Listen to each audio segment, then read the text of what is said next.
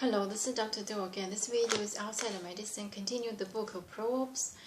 I have finished the first part of chapter 17, and if you recall, start from chapter 10. It says those are the Proverbs of Solomon, and also at the beginning of this book, it mentioned that these are the words of wisdom from Solomon. So I'm going to continue to read the second part of chapter 17. Acquitting the guilt and condemning the innocent, the Lord detests them both. Of what use is money in the hands of a fool, since he has no desire to get wisdom? A friend loves at all times, and a brother is born of adversity. A man lacking in judgment strikes hands in pledge, and puts up security for his neighbor. He who loves a quarrel loves sins. He who builds a high gate invites destruction. A man of a perverse heart does not prosper. He whose tongue is deceitful falls into trouble. To have a fool for a son brings grief. There is no joy for the father of a fool.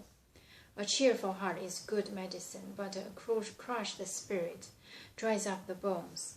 A wicked man accepts a bribe in secret to preserve the cause of justice.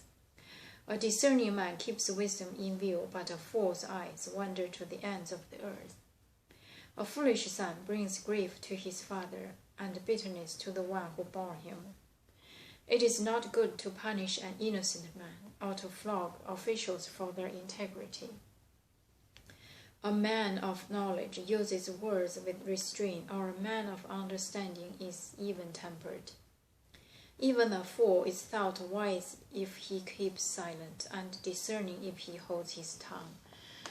So this is the second part of chapter 17.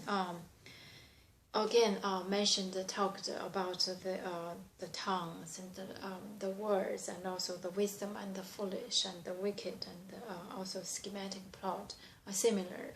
So this is about the wisdom. Acquitting the guilt and condemning the innocent, the Lord detests them. This talk about the justice. If so, either let the guilty go free, or either condemn the innocent. These are not what God love. Of what use is money in the hands of a fool, since he has no desire to get wisdom? So this is talk about the real life. We talk about that we have to live in this world, has to mention the money or use the money, but how to use it wisely. If you use it for wisdom, if you use it for education, for example, or use it for maintaining good health, or for example, or you use it for those who need. So these are the wise, I think, wisdom, and you will be rewarded. Otherwise, I think the money just the God will see to award. A friend loves at all times, and a brother is born for adversity. So this is saying that sometimes the friendship is worthy, even like a brother, or even closer than brother. Sometimes, particularly for those siblings lived apart, long distance, and then the friendship is really important. A man lacking a judgment strikes hands in pledge and put up security for his neighbors. So this is saying that justice and judgment. Really, the judgment is to do not, like the first sentence here, the innocent versus really the good and bad, the good and evil, how to judge that. I think that's the fundamental of wisdom. He who loves a quarrel loves sins. He who's built a high gate invites destruction. So this is like a peaceful, getting along with people in peace, not quarrel, and also not isolate with the high walls and isolate from the others.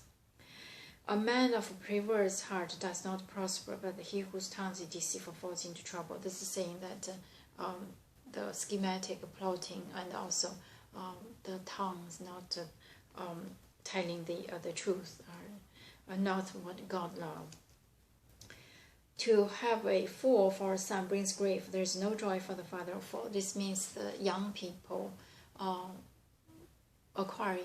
asking for wisdom, just like I think Solomon did. If you recall, when Solomon start the kingship, start his throne when he was young.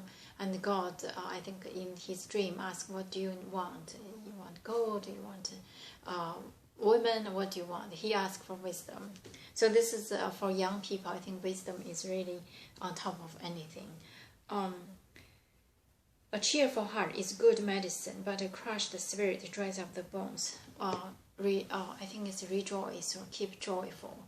Even though the shoulders carry the very heavy burdens or yokes, if you recall, there's a lot of the real life.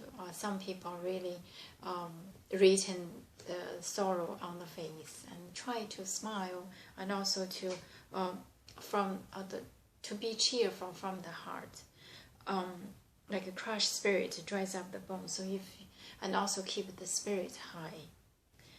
A wicked man accepts a bribe in secret to preserve course of justice. This is saying the bribes. Those are for the officials, I think. For a discerning man keeps wisdom in view, but a fool's eyes wander to the ends of the earth.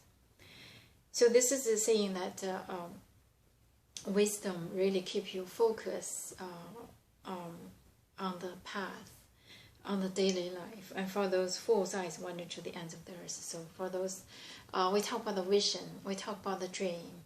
And this is, I don't know how to put here, but anyway, regardless whether you have dream or far or distance, but currently on the feet, I think it's one of the most important thing, is to focus, to stay focused on what's going on today and right now. A foolish son brings grief to his father, bitterness to one of his born him. So this is saying again about the young people to acquire how to get the wisdom. It is not good to punish an innocent man, to flog officials for their integrity.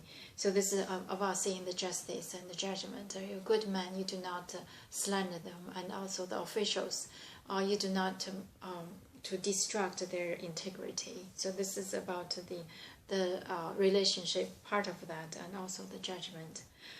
A man of knowledge uses words with restraint. A man of understanding is even-tempered.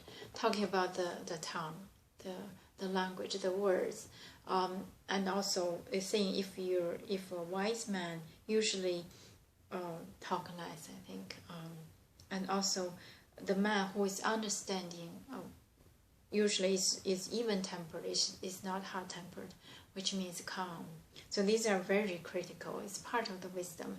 It's part of the character. It's part of the success, to restrain your tongue, speak at the right time to the right person, use the right term, use the right tone, and also to be understanding, to get even-tempered.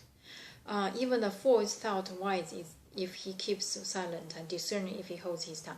So this means even though sometimes we try to say a lot, to express, try to show how good we are, actually those are really not a smart way, not a wise way, according to this.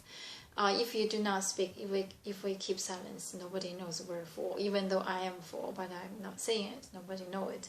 So this is saying about the wisdom of restrain the tongue. So I'm going to stop here, and hope that you can read and interpret in your own way. Thank you for watching. I will see you next time.